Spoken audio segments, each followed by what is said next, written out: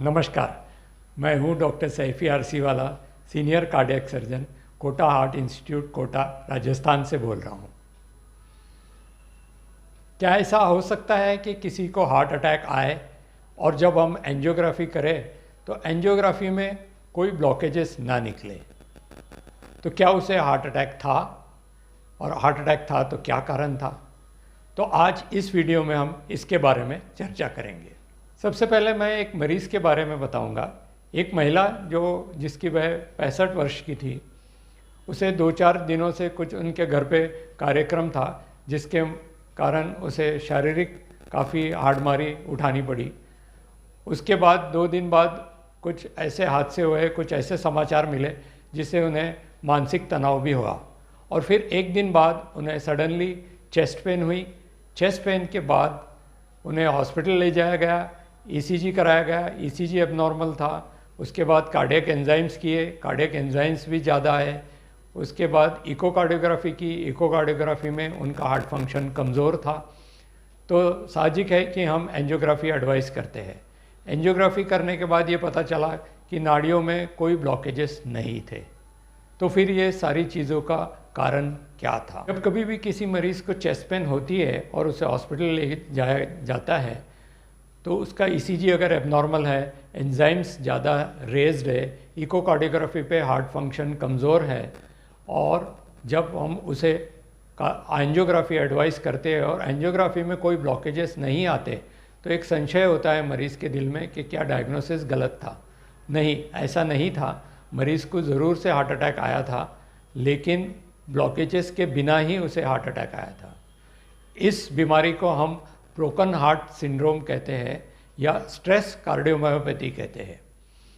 इसके किन लोगों में ये होता है, इसके कारण क्या है और इसका इलाज क्या है, इस वीडियो में हम अब चर्चा करेंगे। जब कभी भी हमारे किसी भी शरीर के हिस्से को इंस्टेंट एनर्जी की ज़रूरत होती है, उस समय हम ग्लूकोज यूटिलाइज करते हैं, और जब हमें ज़्यादा एनर्जी की ज़रूरत होती है उस समय हम फैटी एसिड्स यूटिलाइज करते हैं। तो हार्ट का भी उसी तरीके से है। जब हार्ट को इंस्टेंट एनर्जी की ज़रूरत होती है किसी कारण से, तब वो ग्लूकोज यूटिलाइज करता है। लेकिन ऑर्डिनरीली रोज़ के लिए जब हम रेस्ट कर रहे होते हो या थोड़ी एक्सरसाइज कर रहे होते हो, उस समय फैटी एसिड से हार्ट में एनर्जी बनती है। उसका उल्टा है ब्रेन में। ब्रेन को हरदम इंस्टेंट एनर्जी की ज़रूरत होती है, इसलिए उसे ग्लूकोज डिपेंडेंसी रहती है और ग्लूकोज हरदम ब्रेन को रिक्वायरमेंट होती है। इसी कारण से जब कभी भी हमारे शरीर में शुगर कम हो जाता है तो ब्रेन को वो अफेक्ट करता है, यानी कि हमारी मेमोरी धुंधली सी हो जाती है, आँखों में अंधेरी आने लगती है या हम बेहोश हो जाते हैं। लेकिन हार्ट पे उसका कोई असर नहीं होता, क्योंकि हार्ट का जो एनर्जी प्रोडक्शन है वो फैटी एसिड से होता है। अब ये ब्रोकन हार्ट सिंड्रोम का कारण क्या है? आमतौर पर ये वयस्क महिला में होता है जिनकी वह 60 साल से ज़्यादा है, और अगर शारीरिक रूप से अगर ये बहुत ज़्यादा हार्डमारी होती है या कोई मानसिक तनाव होता है, उस समय इनके स्ट्रेस हार्मोन्स लेवल्स बढ़ जाते हैं।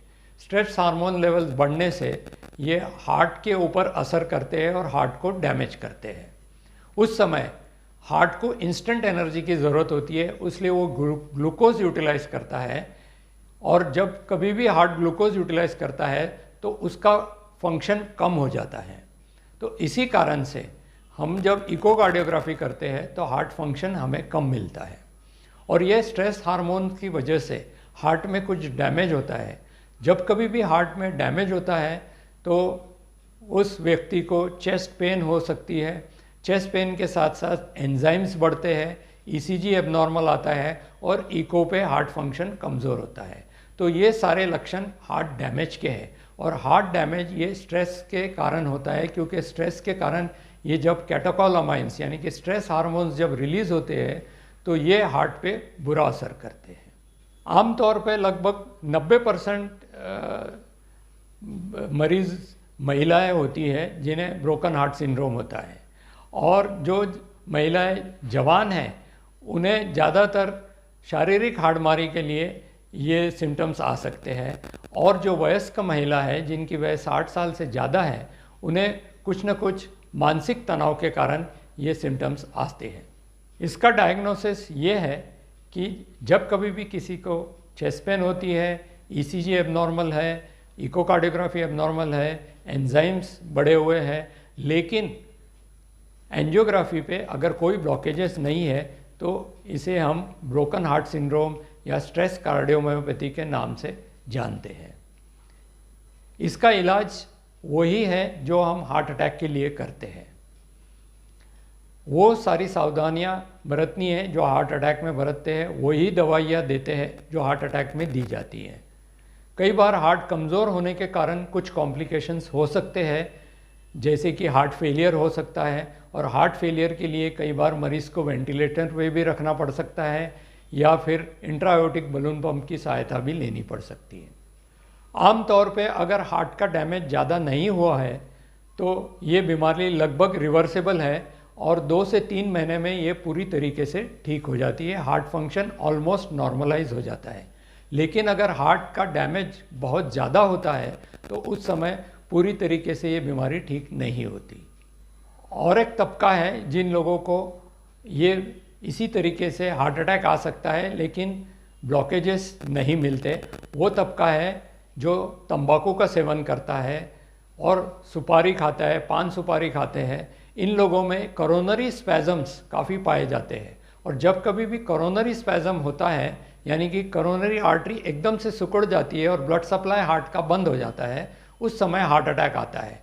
और फिर ये एलर्जी रिएक्शन जब कम हो जाती है या निकल जाती है, उस समय हार्ट की नाड़ियाँ फिर से नॉर्मल खुल जाती है, और इस तरीके से हार्ट की नाड़ियों में ब्लॉकेजेस न होते हुए भी ब्लड सप्लाई हार्ट का रुक जाता है। तो जिन लोगों को स्मोकिंग, धूम्रपान करते हैं या टबैको च्यूइंग यानी तंबाकू खाते हैं या पान सुपारी बहुत ज़्यादा खाते हैं, उन लोगों को ये कोरोनरी स्पैज़म होने की संभावना बढ़ती है और उनका ब्लॉकेजेस बिना भी इन्हें हार्ट अटैक आ सकता है।